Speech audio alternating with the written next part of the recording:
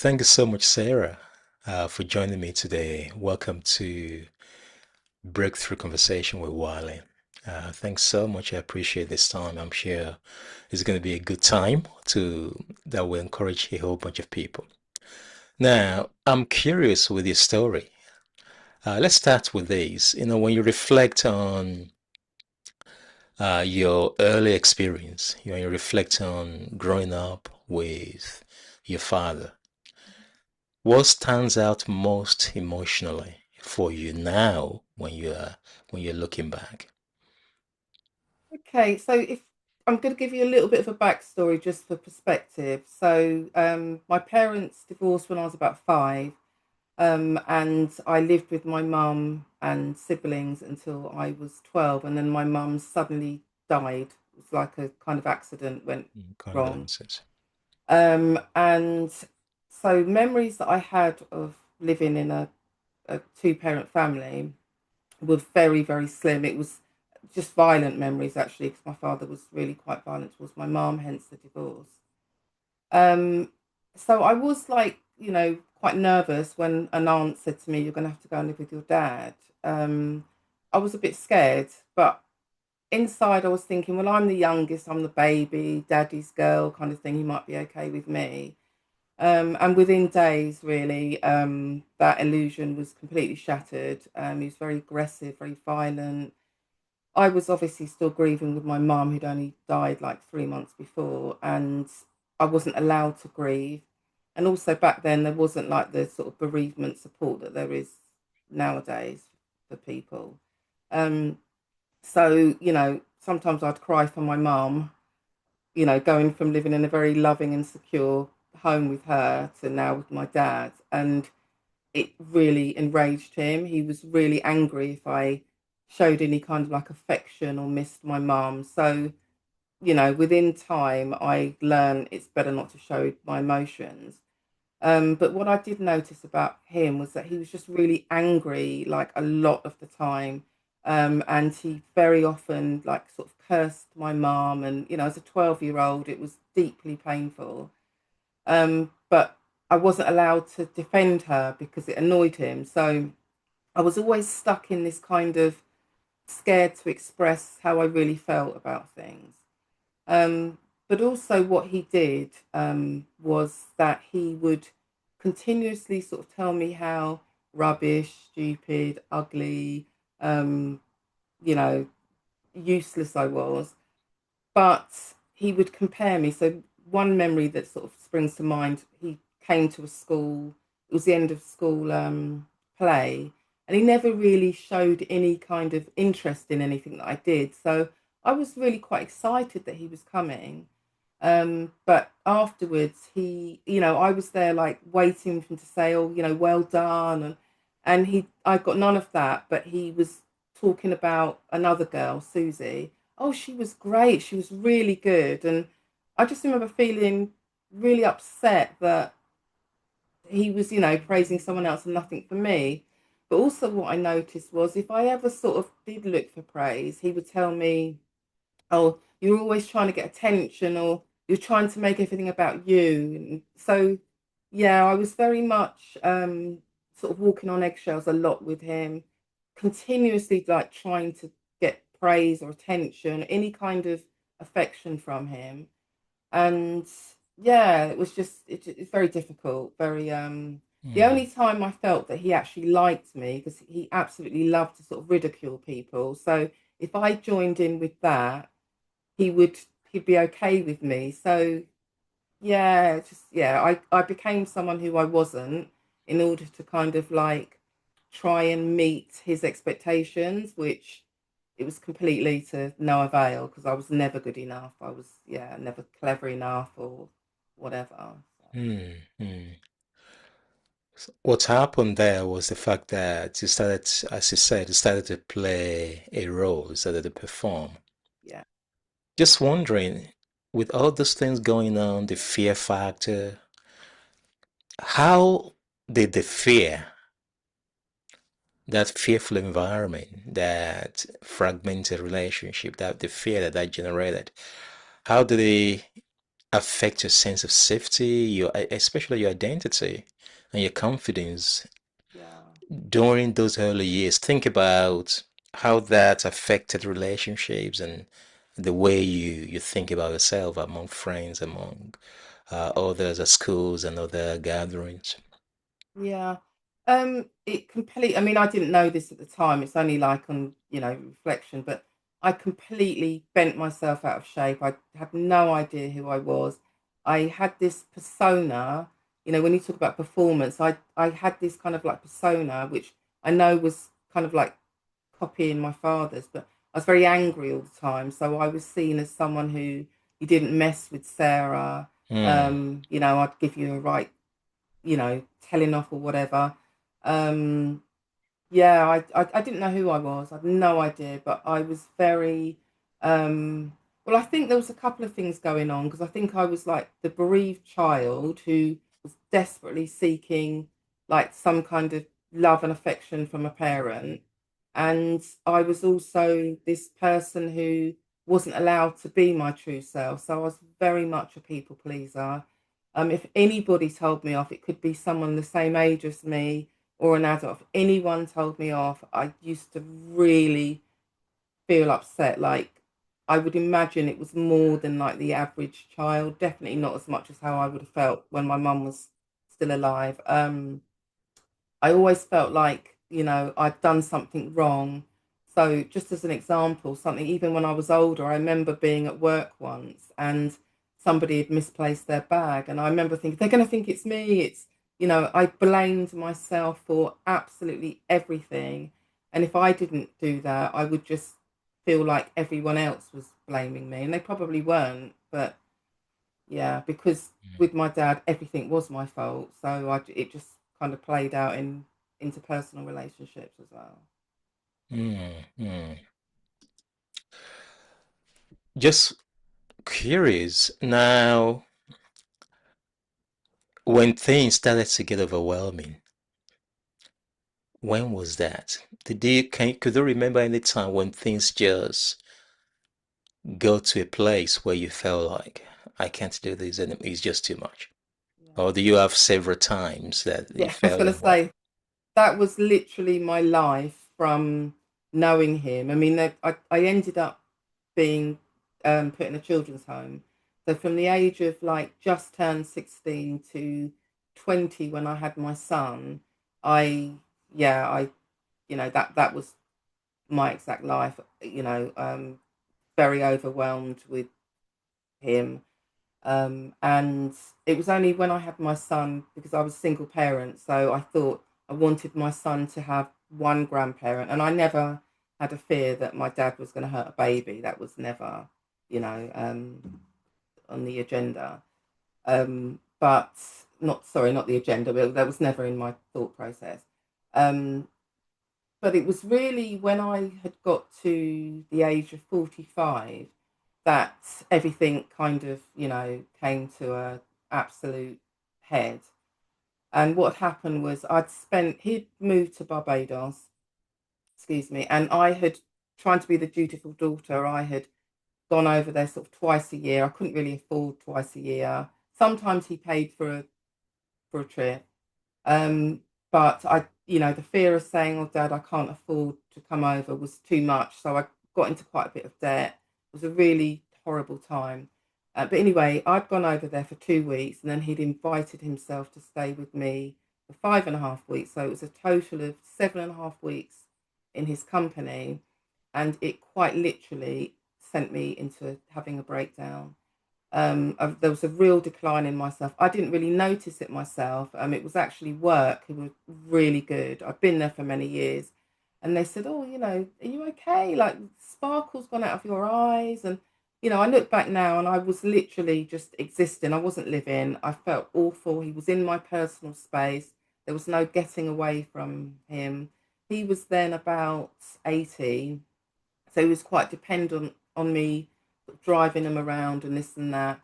And yeah, I mean, I had a lodger at the time, and I'd only had him for a few months. And I came home from work one day, and this lovely lodger, he said to me, "Oh, Sarah, I'm really sorry, but I had to speak to father today. And I said, oh, what happened? And he said, oh, your dad was speaking very badly about you. And I had to say, well, Mr. Jordan, I don't experience Sarah like that. And I just remember thinking, Dad, why would you do that? You don't even know this man. And, why would you do that? But really, he'd always done it. I now know that behaviors like that is what is known as the smear campaign. But I didn't know all this at the time. Mm, And mm, so, yeah, it was mm. not great. When he stayed with me, I couldn't wait to put him on the plane to go back. And Uh, so I sort of got him back. I then went back into counselling because I trained as a counsellor um, in 2007, but I never worked in a counselling role as such. But you never really forget all the emotional tools. Um, but we kind of like touched on narcissism, but that was it. We hadn't really explored it. So anyway, I felt so bad when he'd gone back that I went back into counselling, and I truly believe that the universe sort of instigated everything that happened because so I told you that financially I was really quite struggling, and out of desperation one day I googled support for women in the area that I lived in at the time, and I'd actually been driving past this centre every day, and it was like means tested. So I went there, called them up, and the lady that I got, she was late, so they'd let me in the door. I didn't know who I was seeing, and my appointment was at 11 o'clock. And by 7 minutes past, I was practically sort of hyperventilating. I was thinking, I need to see someone, who's gonna come and see me. And she'd actually opened the door to me, and I'd seen her talking to someone else, so I didn't think she'd been my counsellor. And then sort of 10 past 11, she said, oh, would you like to come in? And I was really upset, like, and she could see it from my face. She said, you look upset. And I said, I've come here to talk to someone. I didn't think it'd be you. You knew I was here and that sorry about this. Turn this off. I said, you hadn't, you didn't tell me it was you. I've been waiting. And so she said, okay. She said, I want to own this. This is not anything to do with you. She said, I just need to get paper out of the car and then I'll come back and we'll talk. So she went off, and she said to me, can I give her a bit of a backstory? So I did, what I basically told you. And she said, have you got any memories? So I told her about the time when because he was very physically violent to me as well. Um, and I told her about, so I'm so sorry, Wally. You just turn this off. I'm trying to do it. I'm so sorry.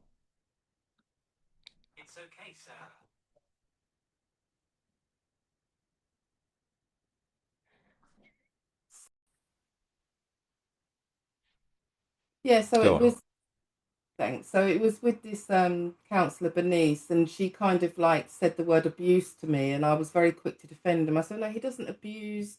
And in that moment, it was like a light bulb moment, and I thought, wow, it's not physical anymore, but it's been emotional my whole life. And so, yeah, narcissistic abuse kind of came into my mind. So is that the first time that word narcissism or narcissistic came to your mind?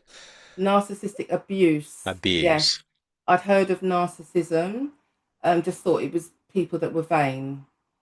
So when I heard about narcissistic abuse, I kind of like researched it aggressively, and everything that's in the DSM about delusions of grandeur and can never be wrong and things like that. I just thought that's my father, and finally I had a name for everything that I had And how did experienced. that feel? What to actually have language? Yeah, How did that feel, you know, it in your felt life? Yeah, it felt really validating because I'd always thought there's something wrong with me. If only I was a bit, if I could do better. And knowing about narcissistic abuse, it made me realize actually it didn't matter what I did, it was never going to be good enough. So it was quite freeing, understanding what I had gone through. It made sense of my whole life. Oh, that's great to hear. Now, you mentioned counseling Yeah. and other counseling sessions that you've had over the years. How, what role did they play in your recovery? I mean, gradual recovery. I mean, and it was actually only this lady Bernice that really the work could be done, because all the rest, I can look back now and see that I was just dancing around the counselling room, and the counsellor kind of like allowed me, never really touched on anything to do with uh, my relationship with my father. So she was the eye opener, and that was like 20 years after I'd started counselling. Wow. Yeah. Wow, 20 years. Wow. Now, you did mention that at some point there was a no contact. Yes. So how did that, Yeah. was that helpful when you went no contact?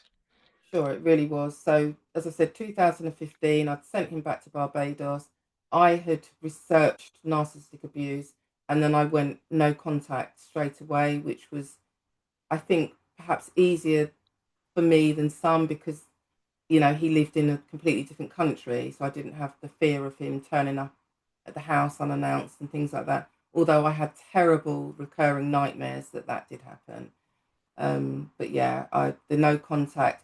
It was quite scary. I thought he's going to be really angry with me, cross with me. I had people saying, oh, your dad's old. You should, be in contact. You shouldn't do this. And I was really that was really quite triggering, because I remember thinking, he presented to them in one kind of like persona, completely different towards me.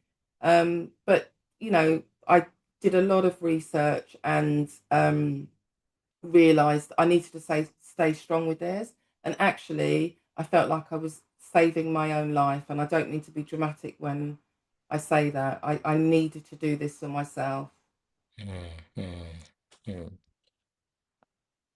Now, talking about your profession right now, as a counselor yourself now, how has your personal experience about narcissistic abuse shaped how you support others at the moment?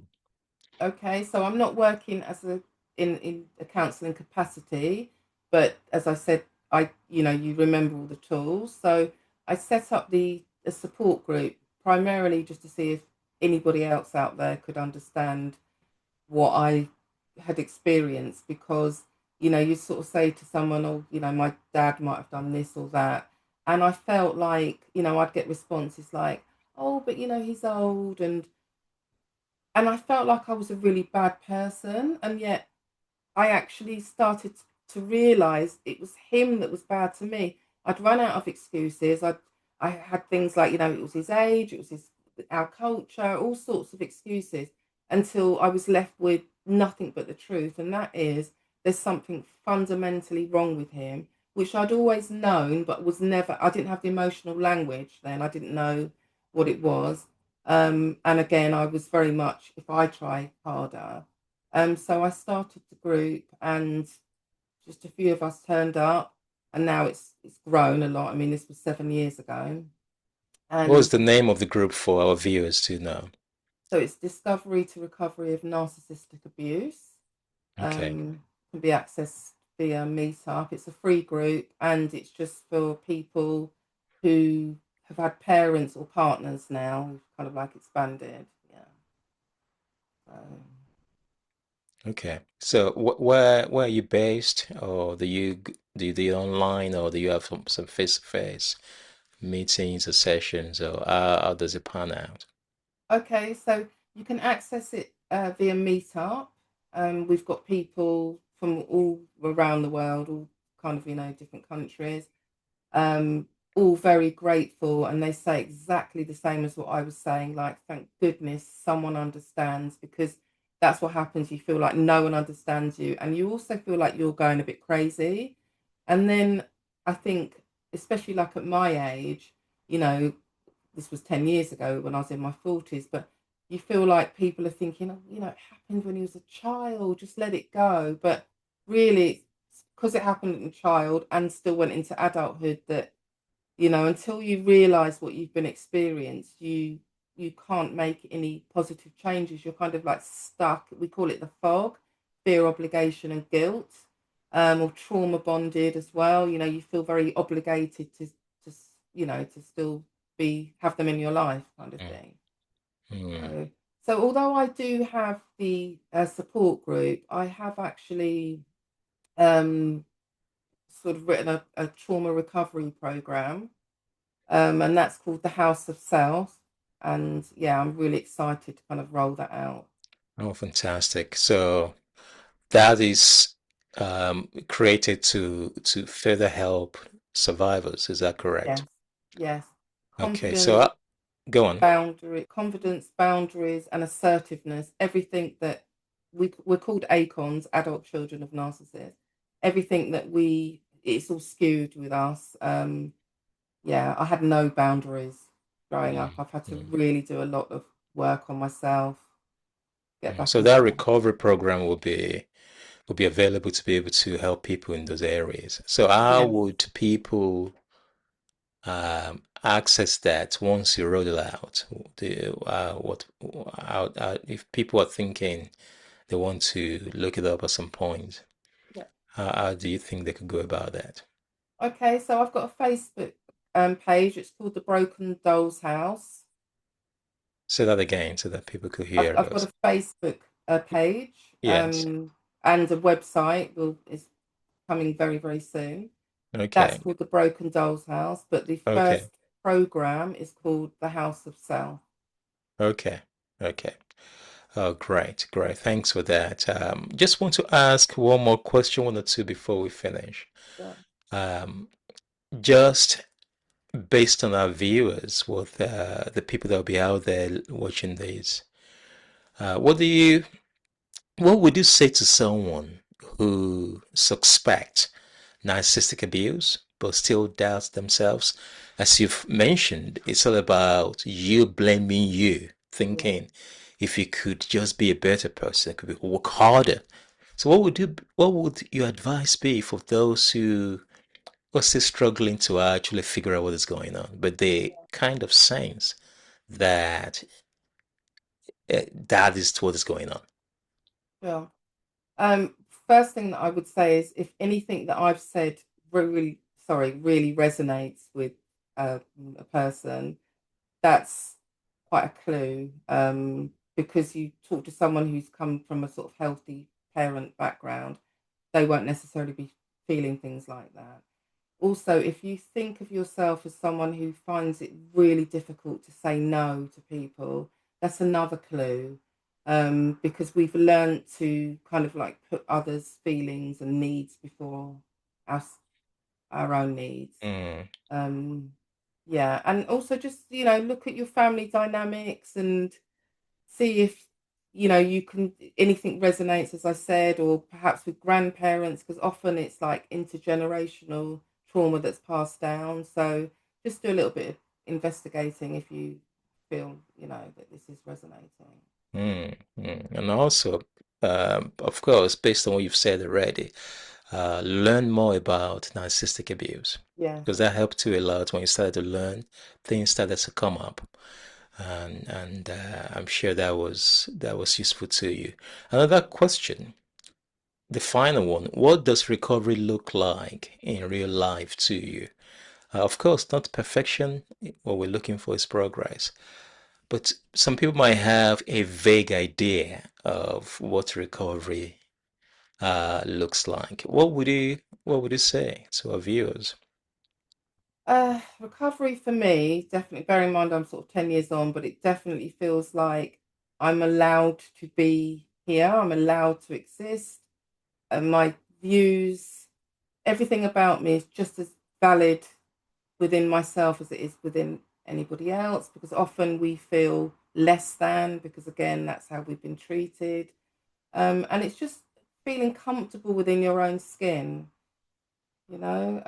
self acceptance, forgiveness. I had to learn to forgive myself for so many things because I'd been taught that there was no forgiveness with me. It was the end of the world if I did something wrong. So, Mm, mm, mm. Wow, wow. That's wonderful. That is what they call lived experience. You can't script that. You can't buy that on eBay. It's something that came straight from your relationships with the world that could be very cruel sometimes. Thanks so much, You're Sarah, very for coming on the show to talk to us about your experience. I'm sure it's going to be very, very helpful for the people. And welcome. if you're watching us and you have a story of breakthrough, get in touch with us as well to see whether we could have a breakthrough conversation with you. So thank you so much, Sarah. Hopefully, the group that you've inspired other people in will continue to flourish, and also your recovery program specializing on helping people who suffer from narcissistic abuse will also flourish. Thank you so much, and we wishing you all the very best. Thank you very much. All right. Thank you.